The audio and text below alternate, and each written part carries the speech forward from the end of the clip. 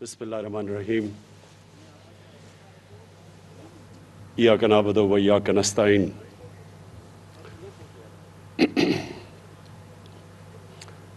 جناب عثمان بزدار،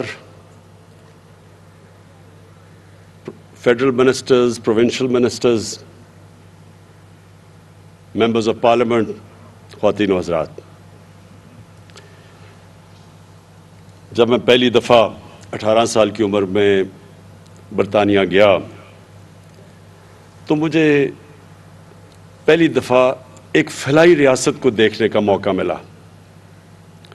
ہمارا ملک بنا تھا ایک عظیم خواب جس کا نام پاکستان تھا، اور جس کی آبجیکٹو ریزولوشن میں یہ لکھا ہوا تھا کہ پاکستان نے ایک اسلامی فلاحی ریاست بننا تھا۔ تو یہاں تو نہیں نظر آئی فلاحی ریاست، لیکن جب میں برطانیہ گیا تو پہلی دفعہ میں نے ایک فلاحی ریاست دیکھی، اور مجھے خود بھی کئی دفعہ 2-3 دفعہ ہاسپٹل جانا پڑا، ایمرجنسی میں کوئی چوٹیں لگیں، تو میں نے دیکھا کہ انسانیت کیا ہوتی ہے۔ کوئی بھی انسان جاتا تھا، میں تو باہر کا ملک کا تھا، لیکن اس کو اس کی حیثیت کے مطابق اس کا علاج ہوتا تھا۔ اگر اس کے پاس پیسے نہیں تو مفت علاج ہوتا تھا وہ گورنمنٹ ہاسپٹلز میں، اور مجھے وہ کبھی وہ چیز نہیں بھولتی کہ میں ہر قسم کے لوگوں کو وہاں دیکھتا تھا، اور ڈاکٹرز اور نرسز کوئی فرق نہیں کرتی تھی کہ ایک آدمی پیسے دے کے علاج کروا رہا ہے اور دوسرا مفت علاج کروا رہا ہے، کوئی فرق نہیں تھا انسانوں میں۔ میری جب والدہ بیمار ہوئی تو میں ان کو برطانیہ لے کے گیا، تو ان کا جو ڈاکٹر تھا اس نے نیشنل ہیلتھ کے ہاسپٹل میں ان کا علاج کر رہا تھا، اور ان کے جو نیشنل ہیلتھ کے ہاسپٹلز تھے ان میں مفت علاج ہوتا تھا، مفت، جو کہ لوگ پیسے نہیں دے سکتے تھے۔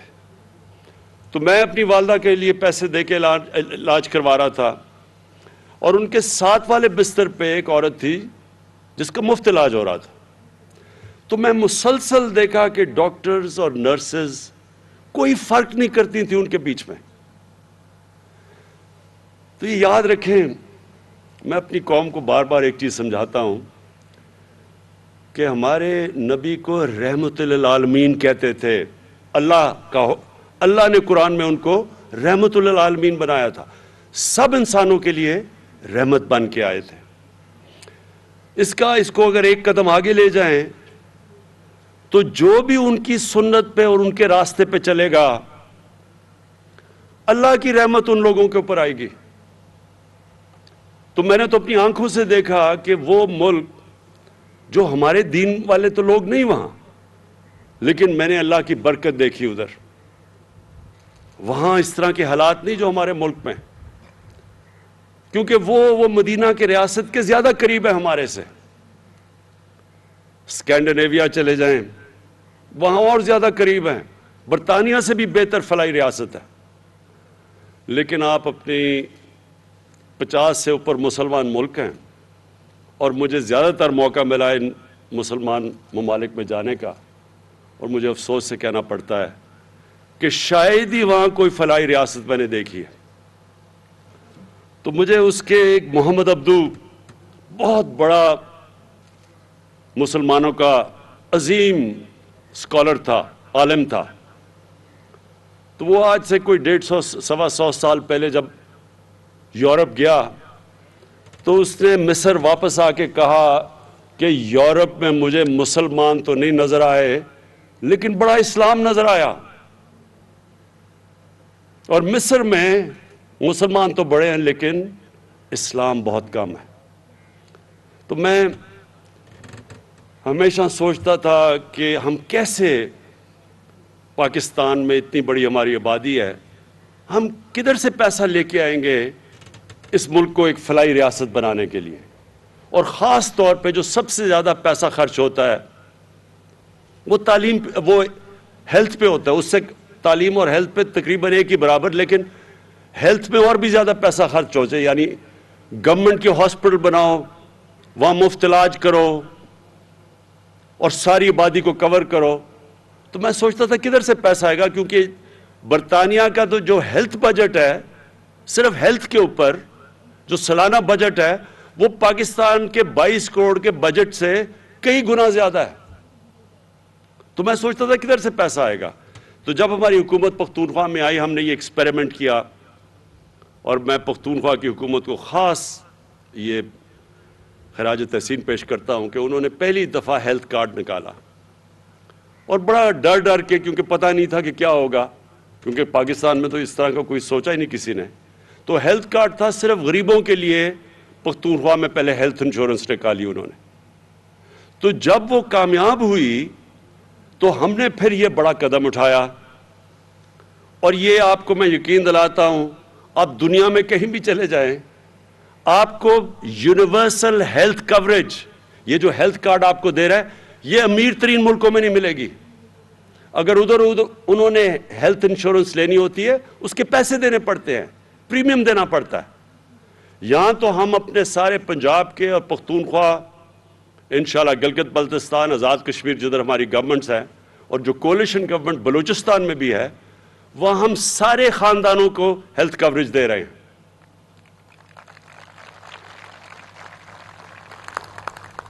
تو یہ میں ذرا آپ کو دوسری چیز بتاؤں کہ اس سے اب کیا ہوگا.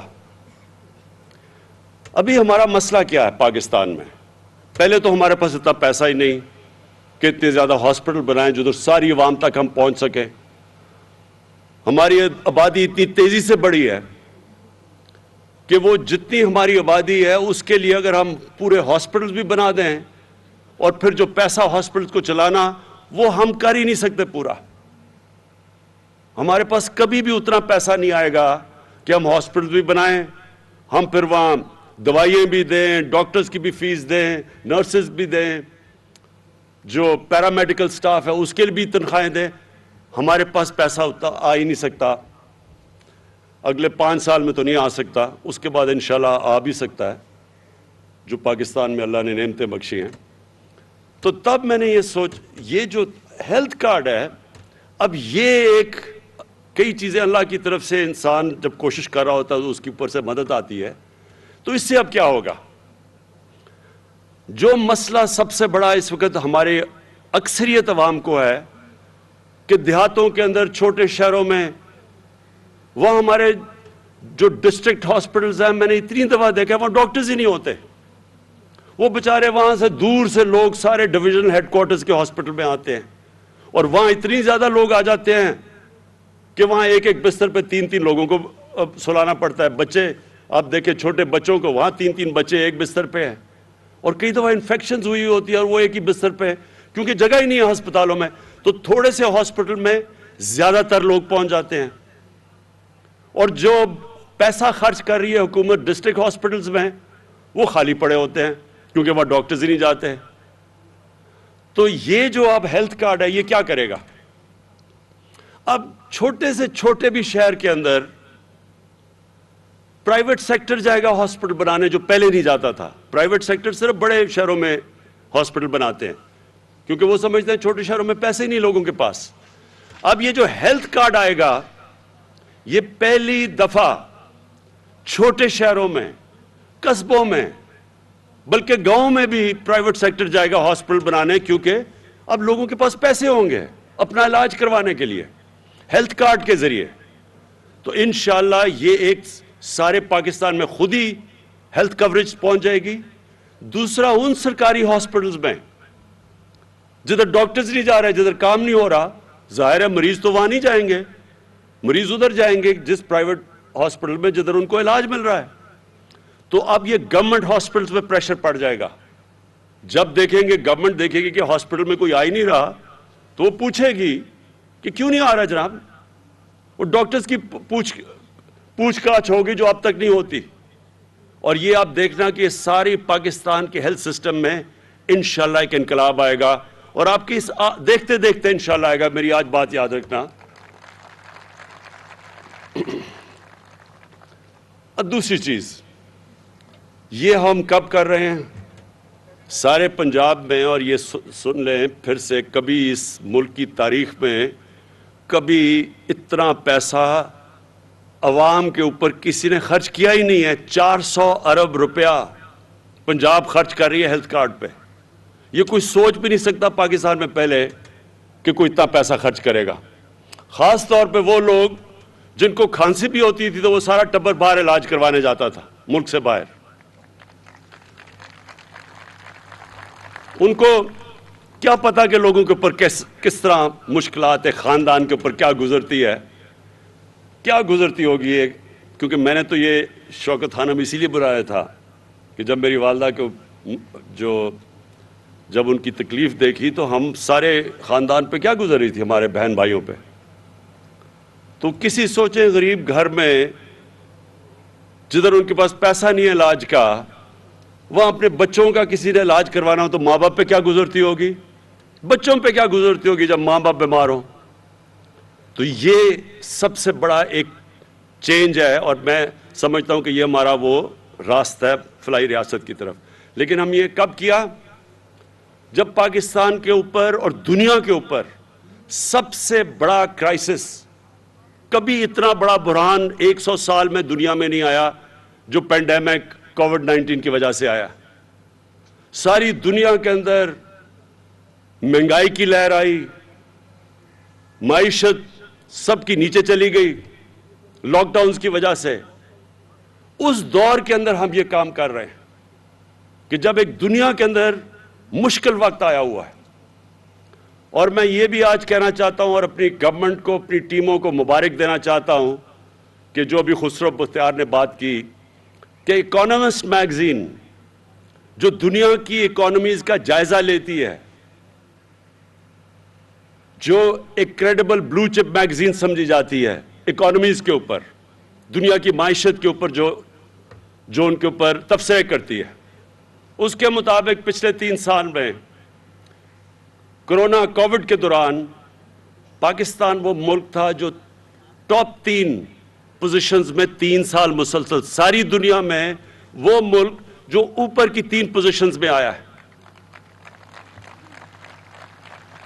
میں کئی دفعہ اپنے صحافیوں کو بھی کہتا ہوں کہ تنقید تو بہت اچھی چیز ہوتی ہے. تنقید تو ایک جمہوریت کا خون ہوتا ہے, لیکن تنقید بھی جب آپ کریں تو اس کو بیلنس کریں. ہر جگہ میں سنتا ہوں نااہل گورنمنٹ, یہ خیر اپوزیشن سے ان سے کیا امید لگائی جا سکتی ہے, انہوں نے تو کہنا ہی ہے کہ نااہل حکومت. لیکن نااہل حکومت ٹاپ 3 پوزیشنز پہ دنیا کے اندر کس طرح آ گئی, یہ کیسے آ گئی؟ ٹاپ 3 پوزیشن پہ کا مطلب ایک ہے اکانومسٹ کا نارملسی انڈیکس, کہ اس کے باوجود جس ملک نے اپنے لوگوں کو بہترین طریقے سے کرونا سے بھی بچایا اور اپنی معیشت کو بھی بچایا, تو وہ جو ملک دنیا میں ٹاپ 3 پہ آ سکتا ہے وہ کتنا نااہل ہوگا. اس طرح تو آپ کو دعا کرنا چاہیے کہ اور بھی لوگ اس طرح کے نااہل ہوں. اور دوسرا بلومبرگ, یہ بھی ایک انٹرنیشنل میگزین ہے جو ساری دنیا کی اکانومیز کا جائزہ لیتی ہے. بلومبرگ کے مطابق جو اگلے 10 سال میں جو پاکستان کی اکانومی سسٹینیبل ڈیولپمنٹ پہ چلی گئی ہے, یعنی پچھلے 10 سال سے اب تیزی سے اوپر جا رہی ہے. یہ بلومبرگ کا تجزیہ ہے. پھر ورلڈ بینک نے ویریفائی کیا ہے کہ پاکستان کی جو ابھی خسرو نے جو بیج بھی پہنا ہوا ہے کہ جو ہماری معیشت کی گروتھ ہوئی ہے یعنی دولت میں اضافہ ہوا ہے وہ 5.37% ہے. تو اگر اتنی بری حکومت کر رہی تھی تو یہ کس طرح, یعنی یہ وہ ہے جو نون لیگ نے 5ویں سال میں یہاں پہنچی تھی قرضے لے کے, خسارے بڑے بڑے کر کے. ملک کو جو کرنٹ اکاؤنٹ ڈیفیسٹ ہوتا ہے وہ پاکستان کی تاریخ کا سب سے بڑا خسارہ تھا. ہم نے یہ 5.37% کیا, سب سے کم کرنٹ اکاؤنٹ ڈیفیسٹ کو ختم کر کے, خسارے کو ختم کر کے کیا ہے. اس لیے بلومبرگ کہہ رہی ہے کہ ملک صحیح راستے پہ نکل گیا. اور اس کے علاوہ بھی دنیا پاکستان کی جو کلائمیٹ چینج جو اس وقت سب سے جو آگے سمجھ رہی ہے کہ دنیا کا بہت بڑا مسئلہ آ رہا ہے گلوبل وارمنگ کا, اس میں پاکستان کو لیڈر مانا جاتا ہے کہ ہم دنیا میں سب سے آگے ہیں. क्लाइमेट चेंज में बोरिस जॉनसन बर्तानिया के प्राइम मिनिस्टर ने यूनाइटेड नेशंस में पाकिस्तान का नाम लिया कि यह मुल्क सबसे बेहतर काम कर रहा है क्लाइमेट चेंज की तरफ। हमारा जो एहसास प्रोग्राम है वो वर्ल्ड बैंक ने एक्नॉलेज किया कि दुनिया में चौथे नंबर पे सबसे बेहतरीन एहसास प्रोग्राम है। तो ये मैं वो बातें कह रहा हूं जो आप अपने मोबाइल के ऊपर चेक कर सकते हैं। अब तो बड़ा आसान है, गूगल करें कि क्या मैं सच बोल रहा हूं या नहीं बोल रहा।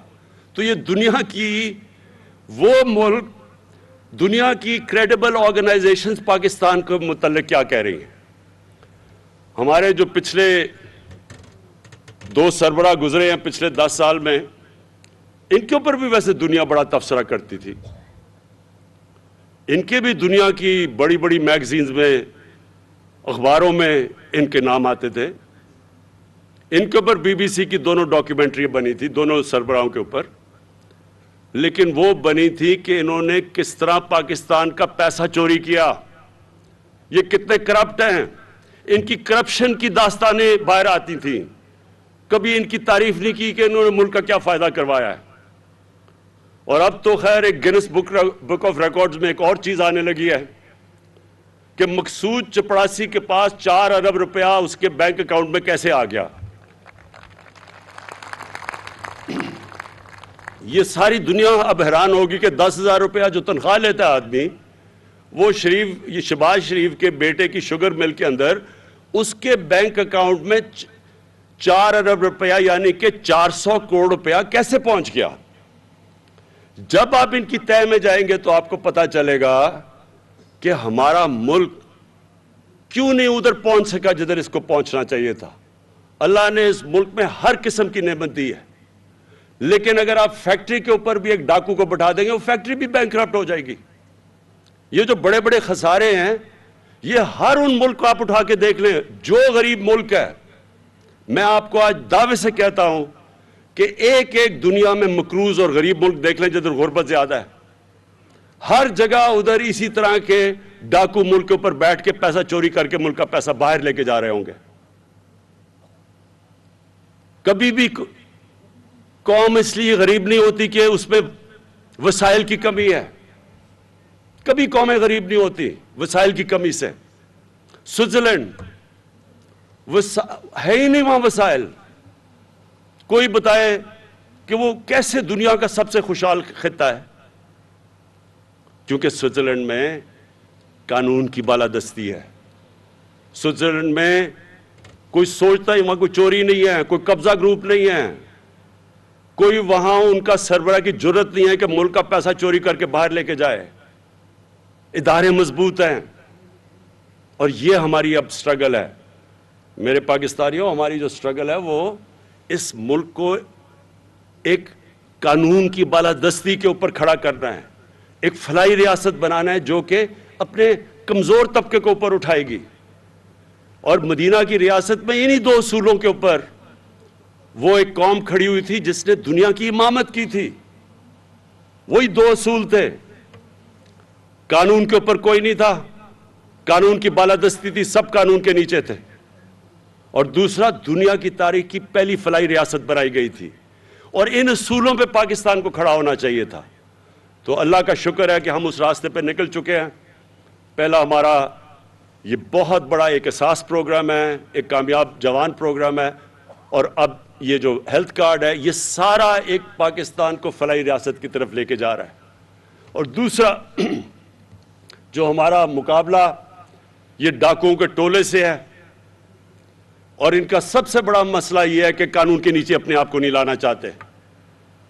ये चोरी करें तो जी हमें एनआरओ दे दो, गरीब बेचारा चोरी करे तो वो जेल में।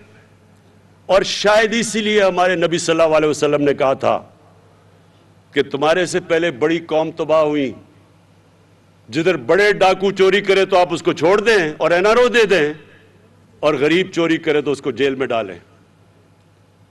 जिस तरह हजरत अली रजी अल्लाह ताला ने कहा था कि कुफर का निज़ाम चल जाएगा, लेकिन इस तरह का जुल्म और नाइंसाफी का निज़ाम जिधर अमीर याशी करे चोरी करके और दूसरा बेचारा सिर्फ गरीब जेलों में जाए, वो निज़ाम नहीं चल सकता। और आज अगर आपने देखना है کیونکہ مجھے موقع ملا ہے اس اپنی عمر میں ساری دنیا تقریباً پھرا ہوں، ہر غریب ملک کے اندر یہی ہمارے نبی صلی اللہ علیہ وسلم کا جو حدیث ہے وہ ہر غریب ملک میں یہ قابو آتی ہے۔ تباہی کا راز ہی یہ ہے کہ طاقتور ڈاکو جو مرضی کرے اور کمزور کو آپ جیلوں میں ڈال دیں۔ یہ ہے ہماری اصل سٹرگل، یہ ہے جدوجہد، اور اس پہ میں آپ سب کو کہہ دوں کہ پوری قوم مل کے لڑتی ہے اس سے۔ جب تک قوم نہیں مل کے لڑتی قانون کی بالادستی نہیں قائم ہوتی۔ میں جو مرضی کروں، اگر ہماری قوم بڑے بڑے ڈاکوؤں کو وہ نیب جا رہے ہیں تو ان کے اوپر پھول پھینکیں گے، آپ وہ ہمارا ایک بڑا ادارہ سپریم کورٹ بار ایسوسی ایشن عدالت میں جا کے کہے گی کہ جی دیکھیں ایک آدمی جو چوری کر کے ملک سے باہر بھاگا ہے، کنوکٹ ہوا ہے، جھوٹ بول کے باہر بھاگا ہے، وہ کہیں جی اس کو پھر سے موقع دینا چاہیے آگے پھر سے وہ میچ کھیلے، تو پھر چوری میں بری چیز کیا ہے؟ اگر آپ اس میں برائی نہیں آپ کو نظر آ رہی تو پھر چوری میں بری چیز کیا ہے؟ وہ بیچارے غریبوں کو جیلوں میں کیوں بند کیا ہوا ہے؟ ان کو تو کھولو سب سے پہلے، ان کے تو بیچارے، ان کے جو بیوی بچے ہوں گے، آپ کو تو یہاں اگر بیچارہ ایک کمانے والا جیل میں چلا جائے تو پیچھے کیا ہوتا ہوگا؟ تو ان کو بیچاروں کو کیوں بند کیا؟ اگلی پٹیشن یہ کریں کہ جیل کھول دیں پاکستان میں، کہ صرف طاقتور کو ہی آپ نے چھوڑنا ہے، وہ جو مرضی کرے۔ اربوں روپے کی پراپرٹیز میں لندن بیٹھے ہوئے ہیں، دونوں بیٹے باہر، اربوں روپے کی پراپرٹیز۔ میں لندن جانتا ہوں، سب سے مہنگا لندن یورپ میں سب سے مہنگا شہر ہے، لندن کی سب سے مہنگی جگہ کے اوپر ان کے گھر ہیں، اربوں روپے کے گھر ہیں، بچوں کو باہر باہر بھجوا دیا ہے۔ 3 دفعہ ملک کا پرائم منسٹر سے پوچھے جی کہ بچوں کے پاس اربوں سے روپیہ کدھر سے آیا؟ کہتا جو مجھے تو نہیں پتا، میرے بچوں سے پوچھو۔ بچوں سے پوچھنے جائے وہ کہتے جی ہم تو پاکستان کے شہری نہیں ہیں۔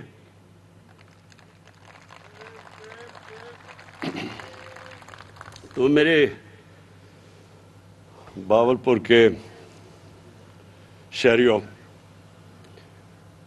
میں آج بڑی مجھے خوشی سے آپ کے سامنے یہ ہیلتھ کارڈ لے کے آیا ہوں، اور میں یہ بھی آپ کو بتا دوں کہ انشاءاللہ جو ساؤتھ پنجاب کا ہم نے آپ سے وعدہ کیا تھا، یہ پہلی ہماری، باقیوں نے بھی آپ سے وعدہ کیا ہے، لیکن انشاءاللہ یہ حکومت وہ آپ کا وعدہ پورا کرے گی، اور وہ اس لیے کرے گی کہ میرا ایمان ہے کہ ساؤتھ پنجاب کے لوگوں سے ناانصافی ہوئی ہے، ان کو شیئر نہیں ملا، ان کا نہ نوکریوں میں شیئر ملا، نہ جو ان کا حق تھا کہ جو ان کے آبادی کے تحت جو ان کو شیئر ملنا چاہیے تھا بجٹ میں، نہ وہ ملا۔ اور انشاءاللہ یہ ناانصافی اب ختم ہوگی۔ ہم نے ابھی بھی چینجز کر دیے ہیں، جو ابھی بھی پیسہ آ رہا ہے اب ساؤتھ پنجاب پہ خرچ ہو رہا ہے وہ کبھی پہلے نہیں ہوا، اور انشاءاللہ یہ جو میں اگلی باری آپ سے جب ملاقات ہوگی، میں ساؤتھ پنجاب کا جو سیکریٹریٹ ہے اس کی اوپننگ کے لیے آؤں گا۔ شکریہ۔